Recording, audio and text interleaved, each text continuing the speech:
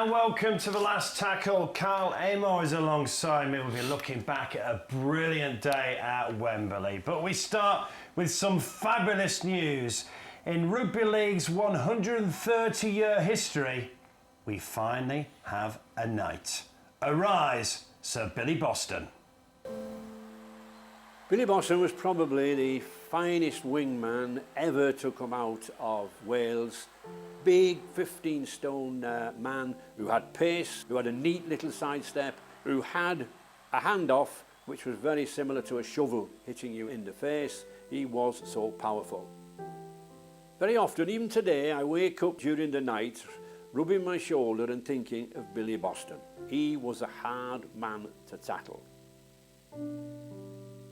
Billy was a sensation when he came into Rugby League. Over 120 tries in one season alone. Ashton's got Boston and Boston's into the corner. After only a handful of games in Rugby League and in that cherry and white jersey of Wigan, he was on his way on tour with Great Britain Down Under, where he scored 36 tries in his first tour, which was a record number of tries by any previous player. He will always be remembered for his time with Wigan, and especially in those 6 Challenge Cup finals at Wembley, particularly the 3 wins. Goes to Boston, and Boston must score in the corner. Boston does. One of the nicest aspects of Billy, both on the field and off the field, was the humility of him. Although he won every honour that the game could offer him, it never went to Billy's head. He is probably as shy today and as pleasant a man to talk about rugby with as he was when he first came into the game. Ray French talking about the brilliant Sir Billy Boston. He has finally been knighted. And in the 130-year history of Rugby League, that is the first knight. Carl, I started the show by saying we've got some great news. It's some long-awaited news as well, isn't it? Yeah, I believe so. You know, 130 years that we've had of producing wonderful players, wonderful people who've not only delivered on the field, who have also then, you know, been able to carry the baton of Rugby League and delivering and changing many, many people's lives off the field as well. And that still is something that's happening today. You know, you look at the likes of Kevin Sinfield and the work that he's been doing, but now is about time to celebrate, you know, such a great man, a player and an ambassador for our game in Billy Boston. You know, Dave Woods put it beautifully when we done a game. He's the only guy you can think of with a statue in his hometown of Cardiff, a statue at Wigan and a statue outside our national stadium at Wembley. So, you know, for sure it's been a long time coming. 130 years. We'll talk about that in a moment. There's been comments from a lot of people about that. But yeah, Billy Boston, 478 tries in 487 appearances for Wigan. 3 Challenge Cups. The first black player to play for Great Britain, a pioneer. I've been lucky enough to meet him a few times at Wigan as well. I never saw him play, of course, but he is an absolute gent.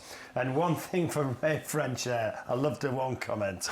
Hand off like a shovel. Brilliant, isn't it? You know, yeah. You think about the time when he would have been playing as well. You know, really, really tough. You know, the environment that they were playing in, the physicality, of course. You know, it still is very, very physical now. Don't get me wrong, but perhaps the gladiatorial part of the game that attracted so many people to watching, the old punch-ups and everything like that. You know, he played, survived, and thrived in all of that. You know, 478 tries in 487 games. More tries than I played games. Yeah. And a trailblazer as well. Absolutely. You know, the first black player to play for Great Britain. Yeah, you know, fantastic. You know, players like that, you know, that have led the way for other people to not only, again, I said, progress and thrive in our sport. And you know, our sport is the most inclusive in the world, and it's for everybody. And people like, you know, Billy Boston changing the way, but all them years earlier now, and we've thankfully gone on to see so many wonderful players come through ever since. Sir Keir Starmer, our Prime Minister, has said it's an historic wrong that this is the first knighthood in Rugby League. 130-year history, the first knighthood. Let's hope there's quite a few more coming as well.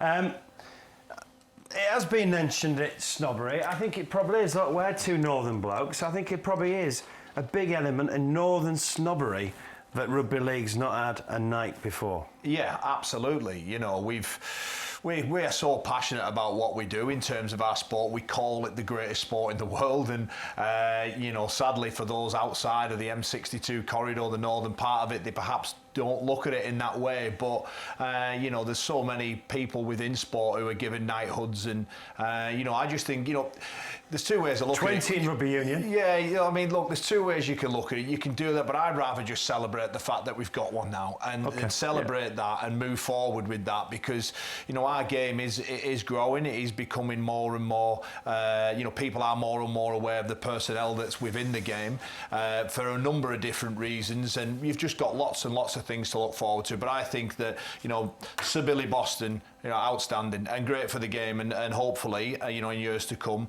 many more people get that accolade as well. Yeah, give Kevin Sinfield a ring. That's who you should be phoning him 100%. as well. But congratulations to Sir Billy Boston. Much deserved. An outstanding player, trailblazer, and like I said, I've been lucky enough to meet him on a number of occasions at Wigan. He's a lovely fella as well. So congratulations to Sir Billy and all his family. Right, it was a celebration of rugby league on Saturday at Wembley.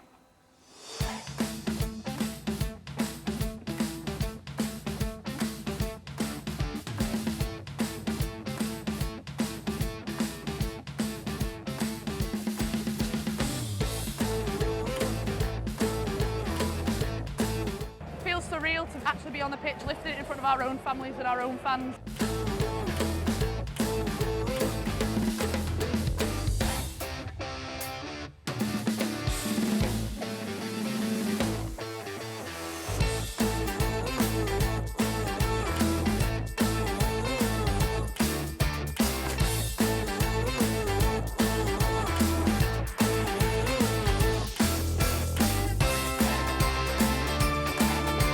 However many years it's been, well, since 2025 now, innit, so everyone can shove it.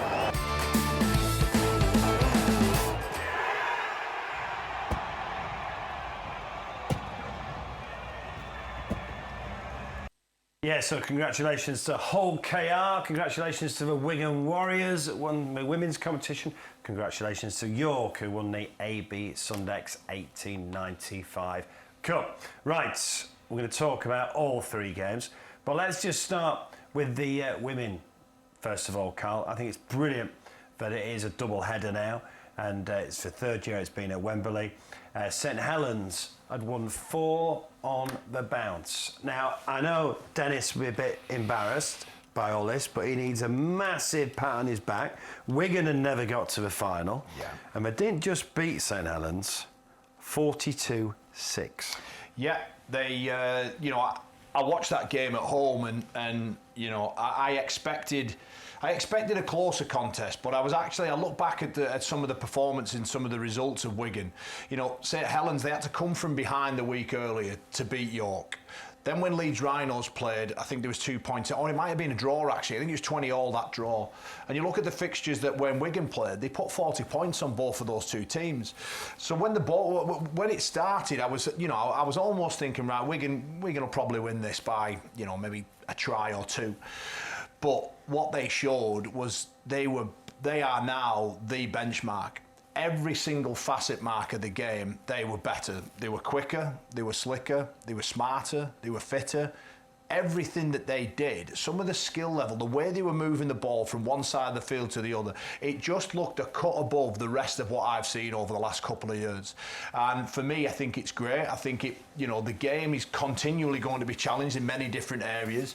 But this, for me, is a real sort of yardstick for everybody else in that competition who perhaps thought that they were going well. There's another level here, and it's important that we keep every now and again finding the next level, just as we do in the men's game, and everybody else has got to adapt and keep up and think of ways to improve.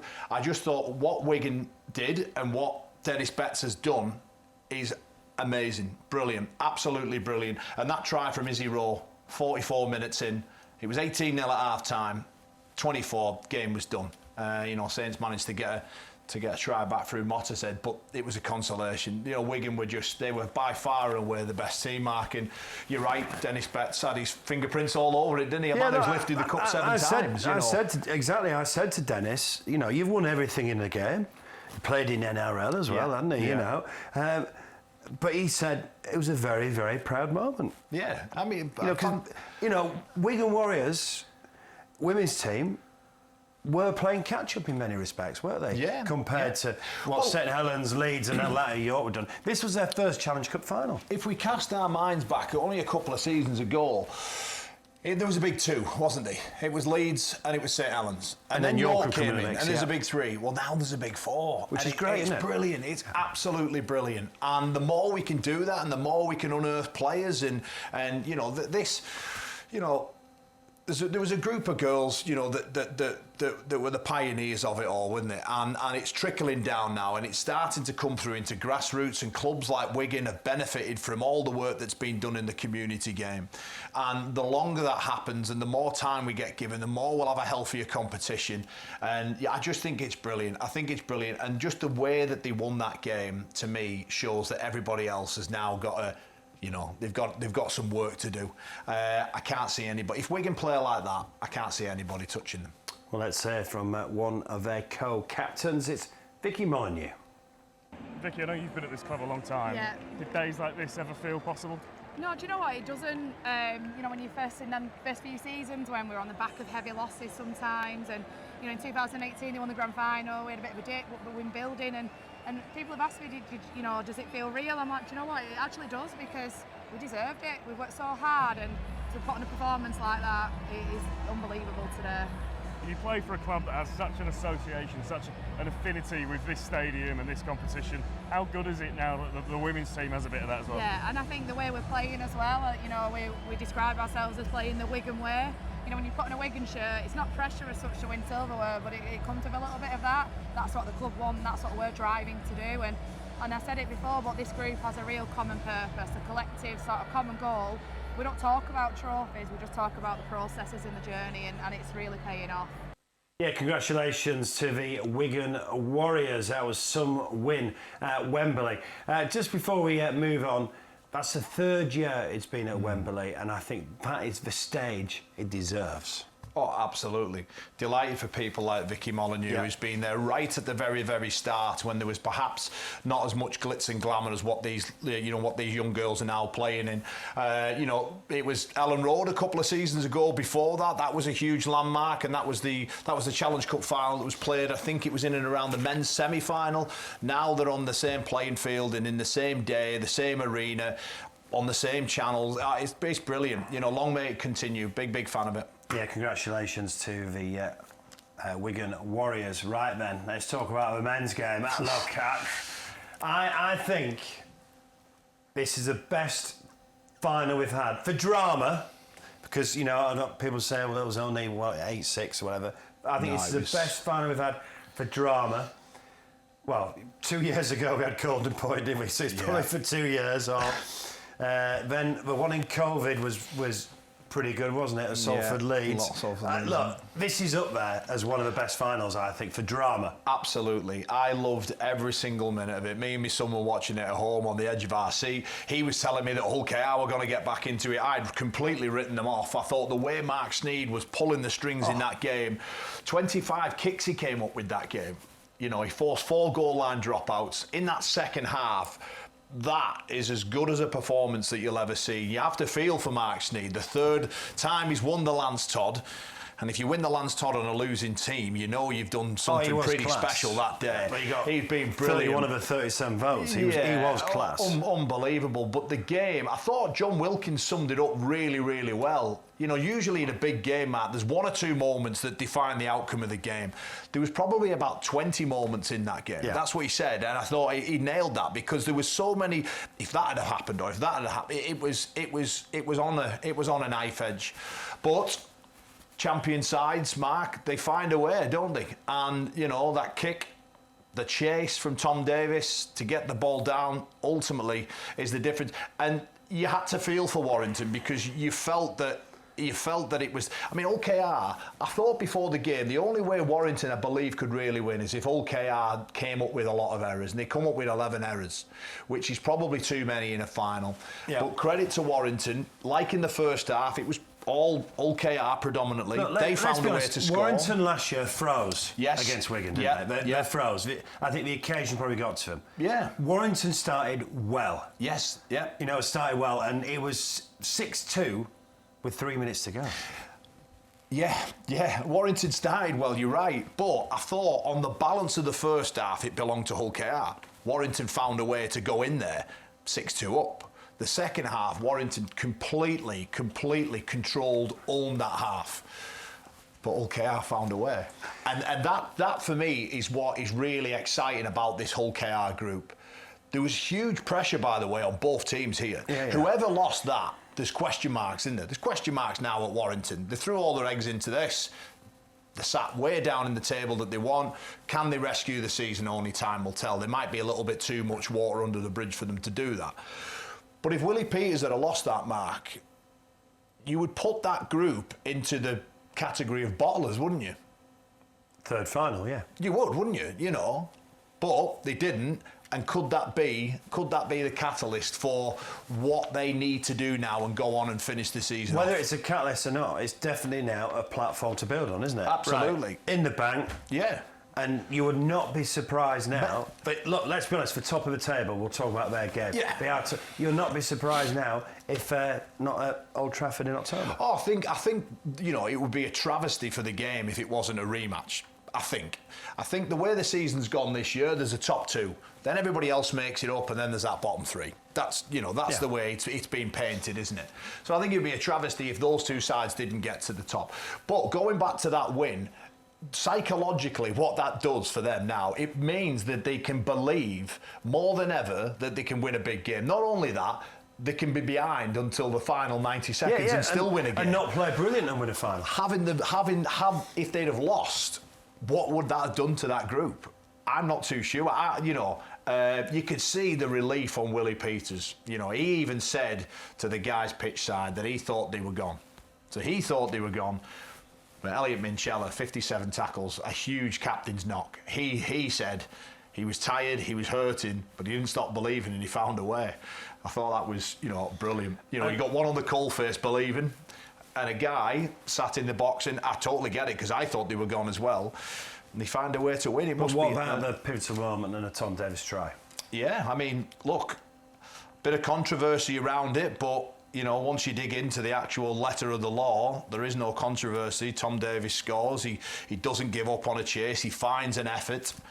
And this, the game now, for so many young kids out there watching the game, you don't have to be the superstar. You just have to work hard and you have to compete on every play. Tom Davies competes on that play when he has every right to give up on it, and he gets the ball down and wins the Challenge Cup. Simple as that. Well, it was a very, very happy captain after the game, wasn't it? Let's hear from Elliot Minchella. Elliot, you've just captained Hull KR to their first trophy since 1985. How does that feel? Unbelievable. Such a roller coaster of emotions, to be honest with you. I didn't think we were anywhere near winning that trophy till about 78 minutes, and Tom Davies scored. We were ordinary at best, and they played really well. Mark Sneed was outstanding.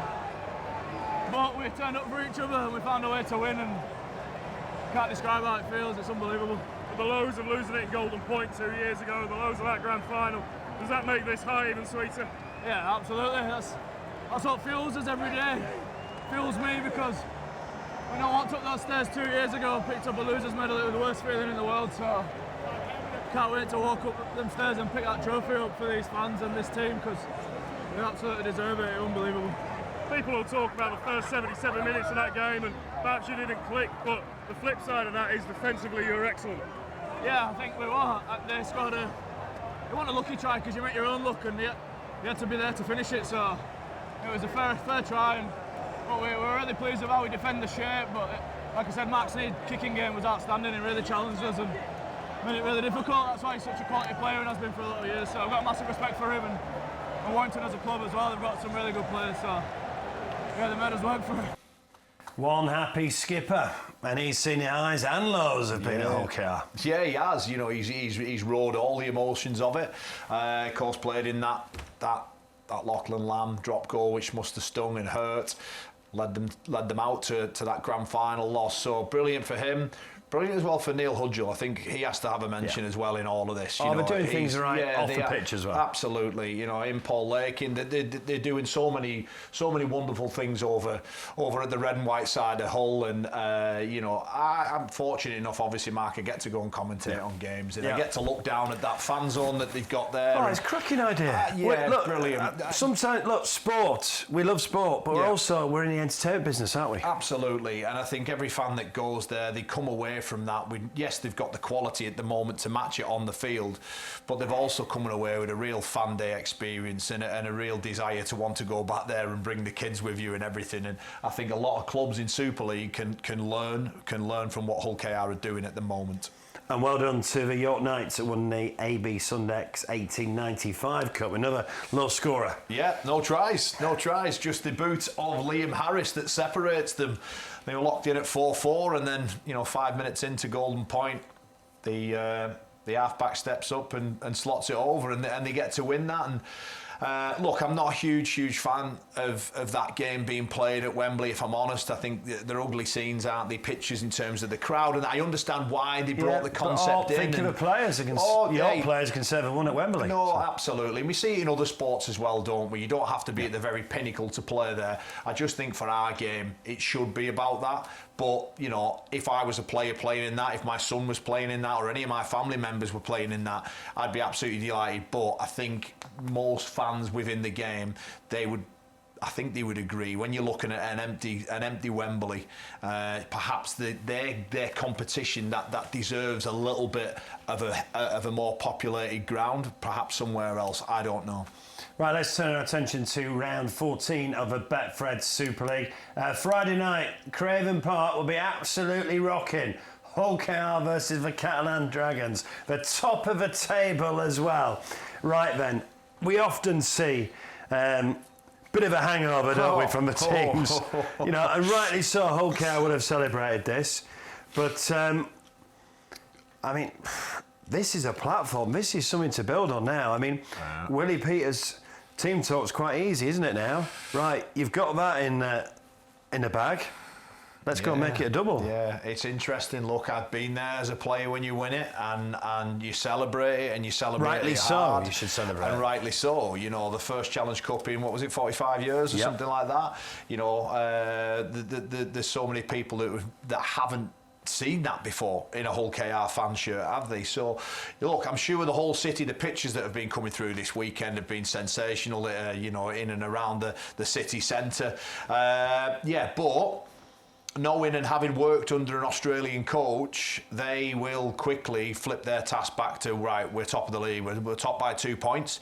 Do we want to go and win that League Leaders' Shield? If we do, we have to get back on the horse this week. The result won't define the rest of their season by any stretch, but I fully think if hullkr are going to be the team that's going to really learn from being winners this time to go on to win continually, they have to win this game, really. I think they do. I think I expect a ruthless performance from them. You know, it might not be all polished and it might not be perfect, but they're playing against a team as well that's coming off the back of a 34-0 loss, a 48-0 loss the week before that. Geez, Catalan they're struggling, aren't they, Mark?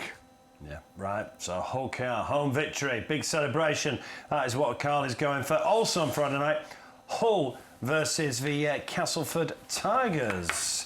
Hull improved a lot, going nicely in fifth. Yeah. No, again, it's brilliant to have the black and whites back up there in terms of in and around the north side of the table, isn't it? You know, we saw for a couple of seasons it getting as ugly. In fact, I think it was almost rock bottom, I would describe last season for Hull FC. So the speed at which they've improved and recovered has been remarkable. Now we're halfway through the season, so where and how that ends up looking after 27 rounds will remain to be seen. Look, if they're finishing the playoffs after last season, that's a massive step forward. I think that's as good as it can get for them. You've got to remember, in 1 year, if they can find themselves into the top six, that is enormous. That's huge. I think any Hull FC fan would have bit their hand off for that. Castleford, they're probably the top of that bottom three, aren't they? You know, in terms of Huddersfield, Salford are completely out of the picture. Cass and Huddersfield fighting it out to avoid that. I'm not going to call it the wooden spoon, because obviously Salford are going to collect that. But they've had every single excuse why they are down there. We've been over that a million times before. Cass, I do think they are showing signs of improvement, though. They did, you know, they had a good second half against Warrington, and there is some quality in there. I'm just not quite sure whether they're all able to knit that together enough to beat Hull FC. Huddersfield Giants versus the Wigan Warriors. Just one win for Huddersfield, and you can't see it this Saturday, can you, unfortunately, for them? No, you can't. However, this game's being played at Dewsbury, so that in itself perhaps, you know, poses a couple of different challenges. Now, I think Wigan, you're right, Mark, I think Wigan come out on top. But that Dewsbury pitch, it's a small one. It's almost Castleford-esque. And it'll be interesting, that one. I do think Wigan win. I think, you know, Huddersfield, although they did run Lee close, didn't they, last time out? But yeah, Huddersfield will get a win at some stage. It just won't happen this week. I tell you what, there's a game on Saturday which is fascinating now. Leeds Rhinos versus the Warrington Wolves. Leeds Rhinos in third. Brad Arthur just got coach of a month. Warrington Wolves need to pick themselves off the canvas.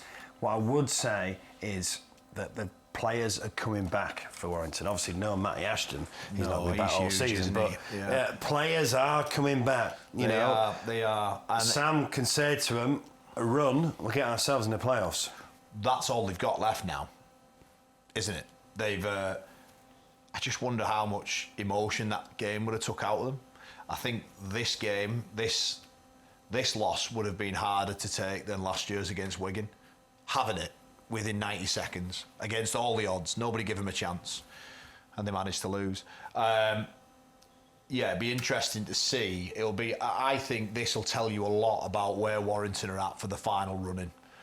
Coming up against a Leeds side that like Hull FC, have improved quite significantly. You know, improved massively. Yeah. But I think if you're probably wanting to know where Leeds are at as a barometer, this is quite a good test now, isn't it, against a hurt Warrington? Well, I mean, if you're thinking you want Leeds to be finishing third, then they need to win these kind of games. Yeah, absolutely they do.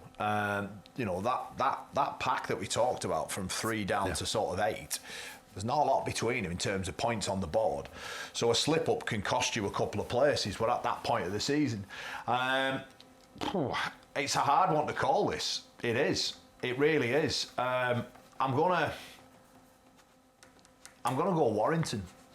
I think Warrington might just... You know, I think the message is simple to Warrington now. That's it. Everything well done on getting to the final. The first half of the season hasn't been good enough. If we're true and we're honest and we want to try and rescue this and against all the odds try and appear at the grand final, it has to start this week. Right, Sunday, 7th versus 4th, Wakefield versus Lee Leopards. Another hard game to call, isn't it? I mean, Wakefield at home, you know, have been fairly decent, to be fair. After, you know, I know they didn't win too many at the start of the season, but always a difficult place to go is Wakefield, and Lee are one of those teams at the minute for me, Mark, that have been winning, but not very convincingly. They've not, you know, when I've watched them in games, I haven't came away thinking, you know, wow, they are, you know, they're a top 4 side. They sat 4th at the moment, but I'm going to think, I think Wakefield get that job done. And finally, Salford Red Devils versus St Helens. We could obviously do a whole show on Salford at the moment. We still don't know what's going on off the pitch, unfortunately. And let's be honest, it's tough for these players, isn't it? Yeah, it is. It's awful for them, in fact, and it's awful for the fans and everybody connected to the club as well. But you know, I think the fans are getting forgotten in all of this. That's it. You know, they're the ones who have devoted, you know, their salaries, their time towards supporting this club, and you know, unfortunately for them, it's those that not too many people, you know, think about at the time when all this turmoil's going on. But for St Helens, Mark, they probably needed this, didn't they? You know, they got stuffed against hullkr just before Wembley. It's a given 2 points. You know, it would take a miracle for it not to be. And you know, Paul Wellens actually, he'll probably think, well, I could do without this game. I could do with playing a proper, I nearly done a bit of disservice there, a proper team. You know what I'm trying to say. A team that warrants being in this division because, you know... No one's winning what's going on at Salford. No, they're not. You know, so I think Paul Wellens would have wanted a proper Super League game. But you've got to play what's in front of you, and no doubt Paul Rowley, those lads, by the way, at Salford, they are trying. I mean, I watched them against Wakefield when they got beat 72-10 or whatever it was. Paul Rowley said that regardless, that was unacceptable. So, you know, but barring that game, they've tried, haven't they? But unfortunately, at this level, Mark, trying's not enough. You have to have a bit of quality and a bit more desire in there to turn these teams over. And for that reason, I think St Helens will win comfortably again. Right, I've enjoyed your company. Just before we finish, great news about Billy Boston, isn't it? Yeah. Superb. We'll finish with what we started with. And 130 years. And we've finally got wonderful players, and we finally got a knighthood. Great recognition, you know, for a great of the game, really. And you know, how old is he now? Is he 90? 90. Wow. You know, it's great that him and his family. Still seeing all the Wigan games. And and it's great that everybody connected with him, with the Wigan club. They can all celebrate a landmark day, Mark. Arise, Sir Billy Boston. Much deserved. See you next week.